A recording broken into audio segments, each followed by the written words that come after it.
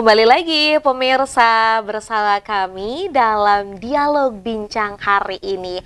Dan tentunya nih hari ini masih bersama narasumber kita Pak Septo Kalnadi yang merupakan Kepala dari Dinas Ketenagakerjaan dan juga Transmigrasi Provinsi Banten. Pak, nggak kerasa sudah 2 segmen kita ngobrol-ngobrol, Pak. Iya, Mbak. Ngobrol tenaga kerja itu bisa 2 hari 2 malam juga. Bisa 2 hari 2 malam juga gas aja ya, Pak. Karena banyak sekali persoalannya. Ini persoalan baru satu, Pak, tentang pungli soalnya.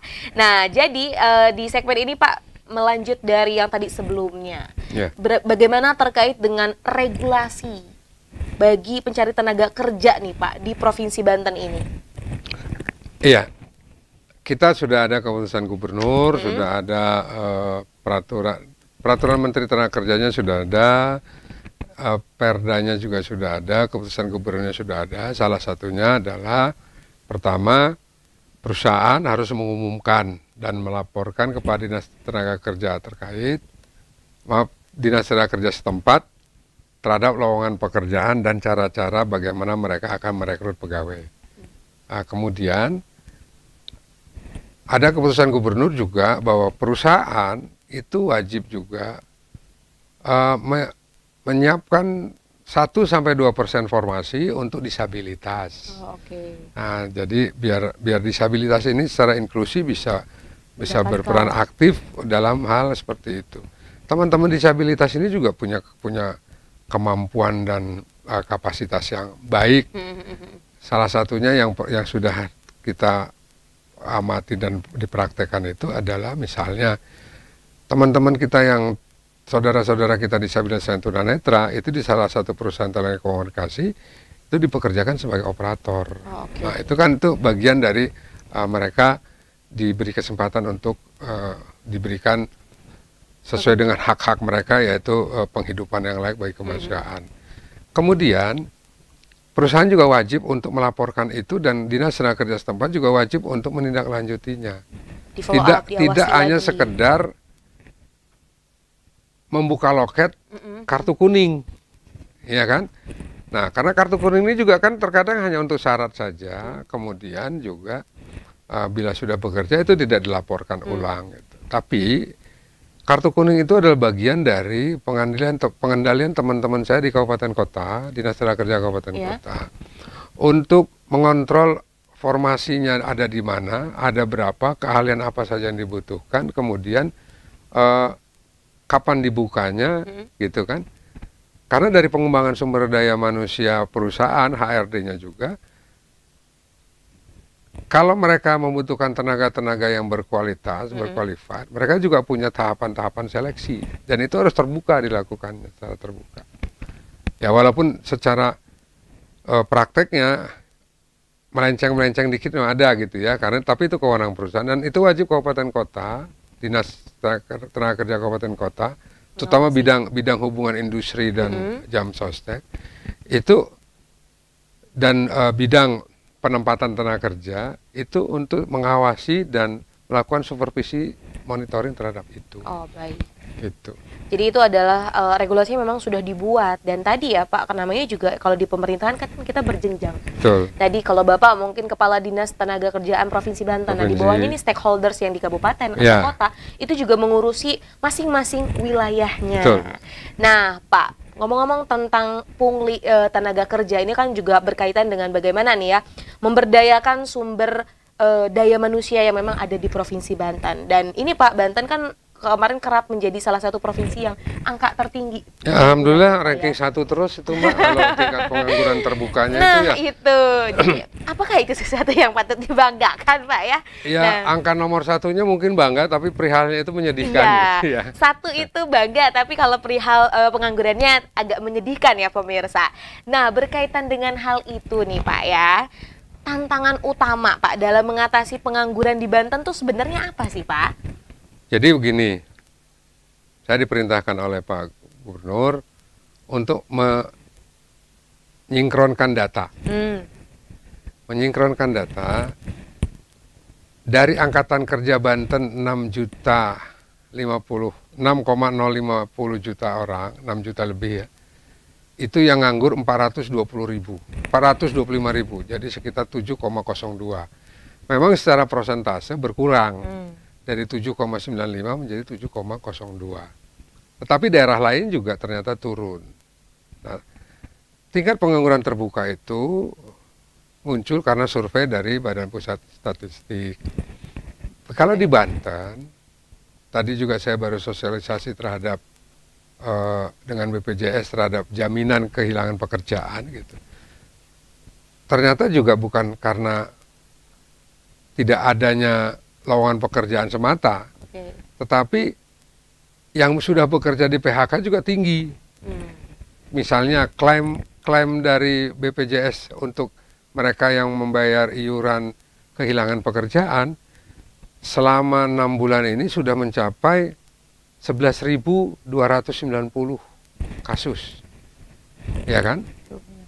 Nah, makanya tadi saya bilang dari di segmen awal saya sampaikan, mari sama-sama beberapa pihak-pihak yang terkait untuk menjaga kondusivitas investasi di Banten. Karena tantangan terbesar itu adalah relokasi yang setahun lalu sudah saya sampaikan. Kenapa terjadi relokasi? Mungkin biaya-biaya yang dikeluarkan oleh perusahaan juga besar. Besar, akhirnya tidak bisa. Nah, kalau upah minimum ya memang sudah dari awalnya sudah begitu, memang di Banten ini tinggi. Tetapi upah minimum yang tinggi itu juga dibarengi dengan produktivitas yang tinggi. Saya mendapat informasi misalnya, yang perusahaan yang tadinya di Banten tapi bergerak di luar Banten hari ini, dari QC produk dia, itu di daerah yang baru, kegagalannya mencapai 25-30%. Tapi di Banten, menemukan kegagalan 4% saja, itu susah. Ya saya bilang wajar dengan upah minimum yang tinggi, produktivitas juga kita tinggi. Hanya memang yang perlu kita jaga adalah, jangan sampai perusahaan juga banyak mengeluarkan overhead cost yang di luar dari proses produksi dia gitu. Ini banyak beberapa seperti itu. Nah, saya di Dinas Tenaga Kerja Provinsi banyak menerima pengaduan-pengaduan yang dilakukan oleh teman-teman kita yang di luar itu untuk dimintakan agar ini agar itu. Setelah kita datangi perusahaannya, ternyata tidak ada kaitannya dengan proses produksinya. Tapi pekerjaan lain di samping itu. Apakah pengelolaan keamanan lingkungan, apakah pengelolaan sampah lingkungan, apakah itu pengelolaan limbah di sekitar perusahaannya. Nah, ya akhirnya kita menyarankan untuk menjaga hal yang kondisivitas yang bagus, yang supaya bagus, bicarakan saja baik-baik bipartit dengan mereka. Apakah LSM-nya, organisasi massanya dengan perusahaannya duduk bareng dan lain sebagainya. Nanti kalau diperlukan semacam supervisi dari kita, ya kita akan kirim tenaga pengawas kita. Nah, dengan harapan itu, pungli-pungli yang tidak terkait dengan tenaga kerja semata, tapi juga terkait dengan kehidupan perusahaan di situ, itu bisa kita kurangin ya. Mungkin tidak bisa dihilangkan dulu lah. Tapi paling tidak bisa dikurangin sehingga perusahaan tidak akan keberatan untuk itu. Saya juga minta sering ngobrol dengan teman-teman di serikat pekerja. Mari kita sama-sama menjaga itu. Kalau pengusaha juga akan mengatakan, Pak Septo, kalau memang ini kita diberikan komunikasi yang baik, kemudian supervisinya seperti ini, ya kita akan bertahan, karena di tempat yang baru juga kami belum tentu mendapatkan keadaan seperti sekarang.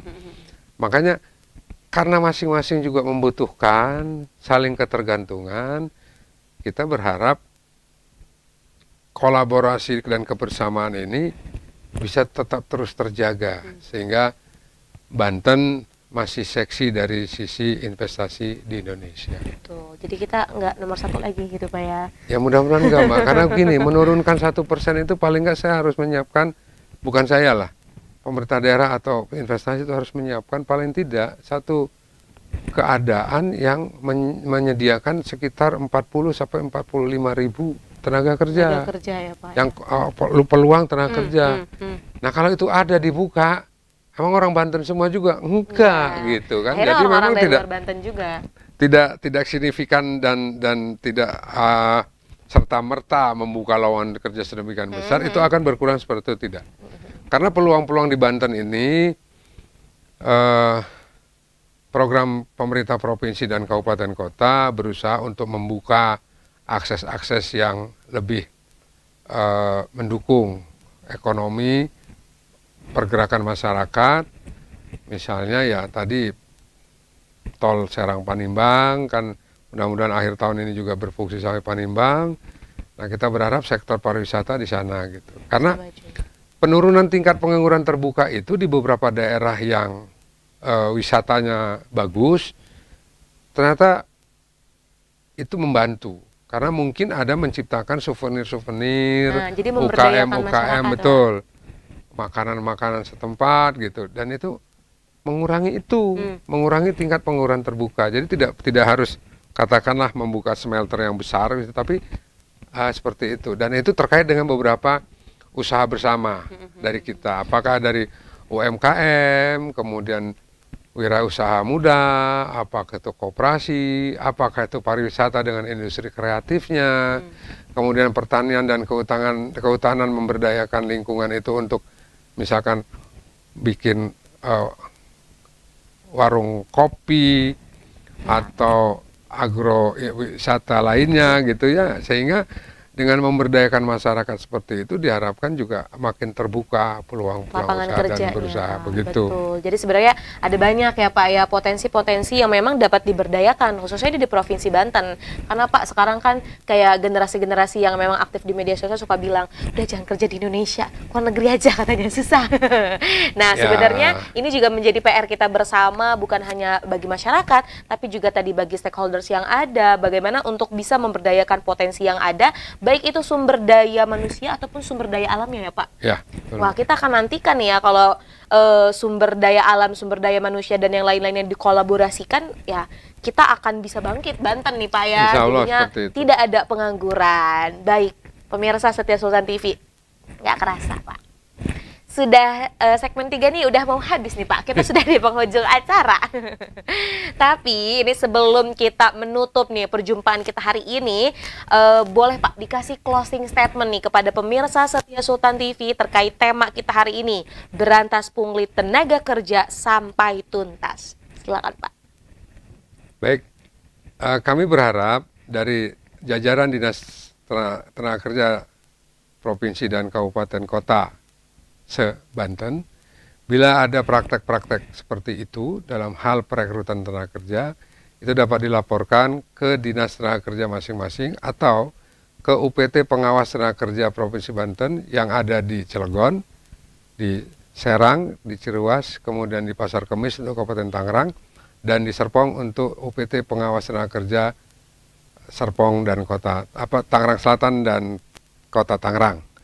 Jadi bersama-sama berkolaborasi kita berantas pungli untuk kesejahteraan masyarakat Banten dan untuk investasi di Banten yang lebih baik.